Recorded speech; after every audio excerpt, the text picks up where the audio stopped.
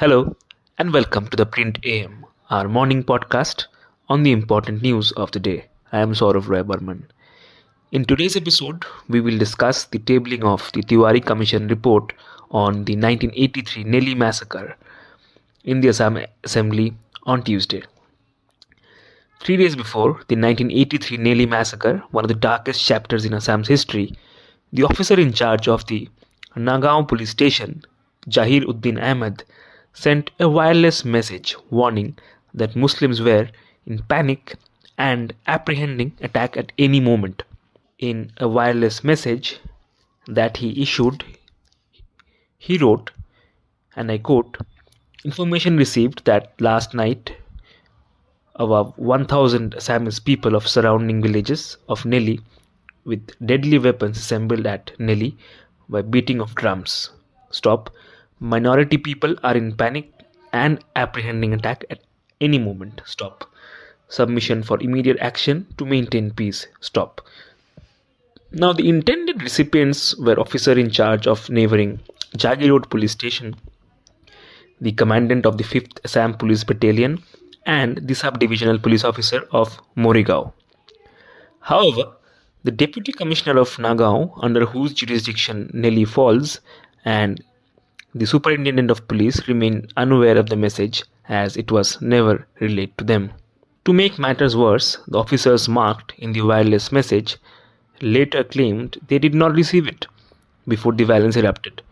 M.N.A. Kabir, the commandant, learned afterwards that it had been delivered to his wife. For Pramod Chetia, the SDPO, it remained unread on his table. At the Jagi Road police station, it languished in the put-up basket of officer in charge, Bhadrakant Chetia.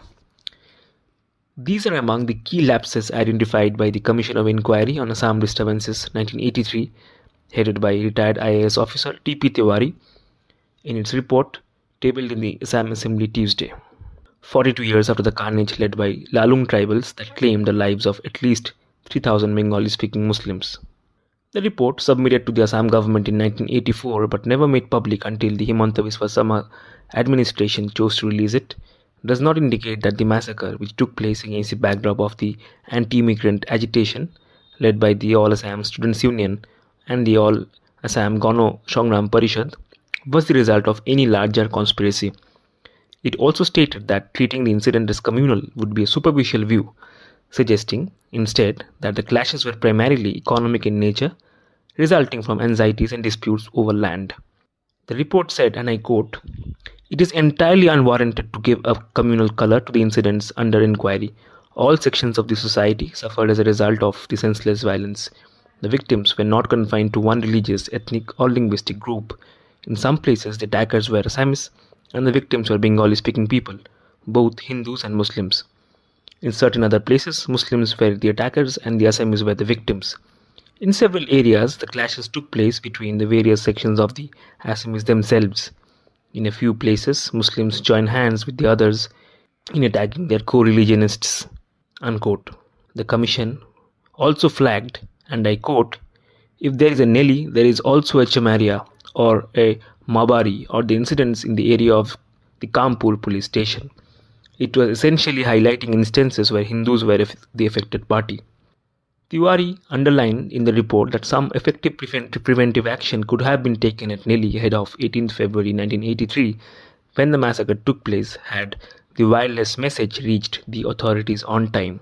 According to the report, and I quote, "Had these three officers been careful about their dark, they would have come to know of it on 15th February itself, and if their knowledge would have been converted into obvious actions, there would perhaps have been some effective preventive action at Nellie." It also points out that there was another foreboding of the massacre. The Deputy Superintendent of Police, P.C. Bordoloy, had received a submission from the Hindus of the area that Muslims were about to attack the Hindu population, but when the Hindus got alerted, the Muslims retreated.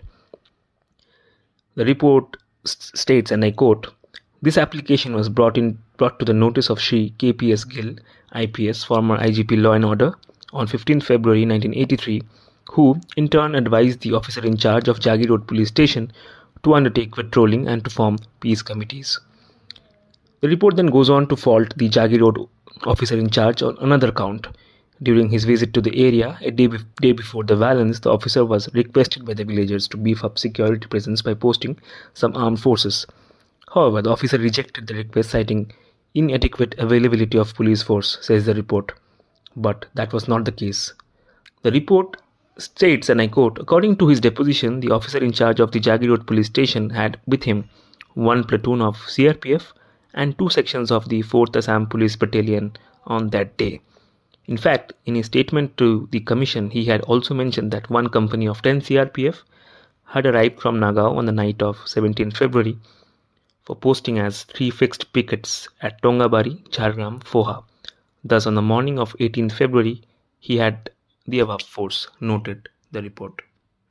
The commission also pulled up Chetia for his statement that he could not identify a suitable path to the affected villages, and when he did, he got busy saving some people from drowning in a new river that fell on the route. The report said, and I quote, on that day, within a short period of 3 hours, he is supposed to have rescued 200 drowning persons, indeed a miraculous task, but in the process he forgot his primary responsibility towards the villagers, where great tragedy was being enacted. The commission does not consider his evidence at all reliable.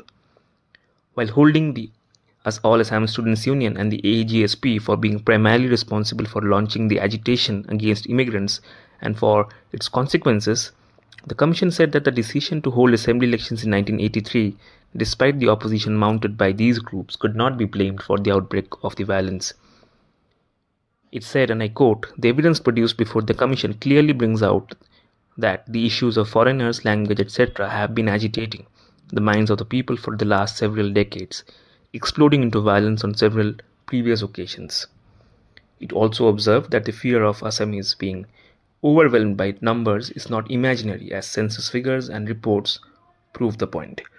That's all for today. Keep listening to The Print AM for more such news and analysis.